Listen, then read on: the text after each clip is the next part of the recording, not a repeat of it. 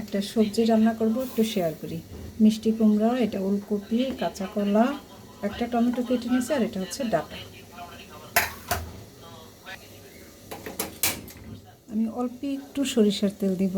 আমি সাধারণত ফোড়নটা নারকেল তেলে দিই, তবে যাদের কাছে নারকেল তেল থাকে না বা কোকোনাট কুকিং অয়েল থাকে না, তারা এইভাবে করতে পারেন। আমি তাদের জন্য ভিডিওটা আজকে দেখাচ্ছি। আমি সামান্য একটু তেল দিলাম, যেহেতু আমি ফোড়ন দিব। দেখেন এখানে হচ্ছে মেথি, জিরা আর রাঁধুনি, আমি এই তিনটা ফোড়ন দিয়ে দিলাম।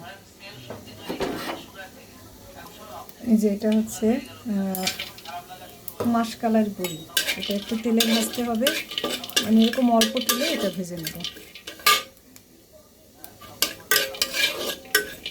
সরিষার তেল আমাদের শরীরের জন্য ভালো, তবে সেটা যখন হিট হয় তখন কিন্তু সেই ভালো গুণটা আর থাকে না। তাই সরিষার তেলও আসলে পুড়িয়ে খাওয়া ঠিক নয়, এবং অনেকে সরিষার তেল খেয়েও অসুস্থ, কারণ এই একটাই।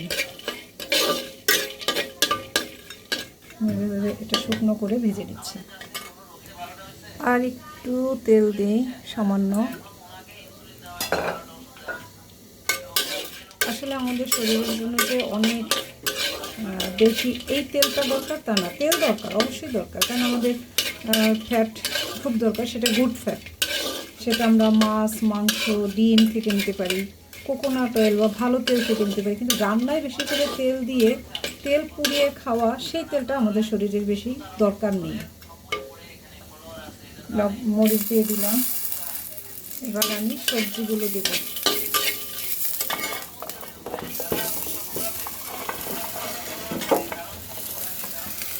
সবজিগুলো দিয়ে দিলাম।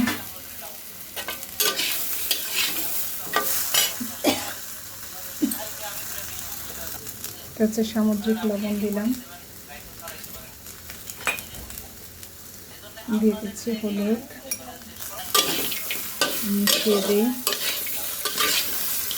আমি কোনো কিছুই অনেক বেশি তেল দিয়ে অনেক তাপে রান্না করি না, হালকা করে সিদ্ধ করে নিই। একটুখানি আদা দিই, আদা এটা মিশিয়ে দিলাম, একটু ঢেকে রাখি। দেখে নিই তরকারিটা। এটাতে এখন আমি পানি দিয়ে দেব।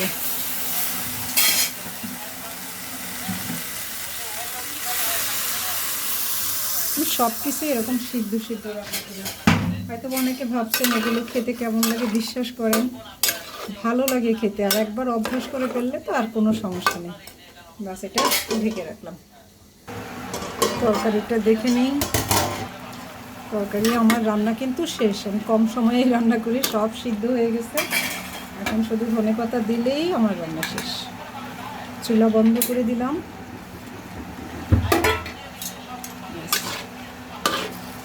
একদম কম তেলে রান্না করলাম, তার মানে আমরা যে তেল কম খাই তাই না, তা না।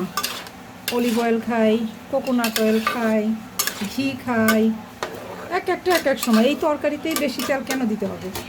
দিলাম না, রান্না শেষ।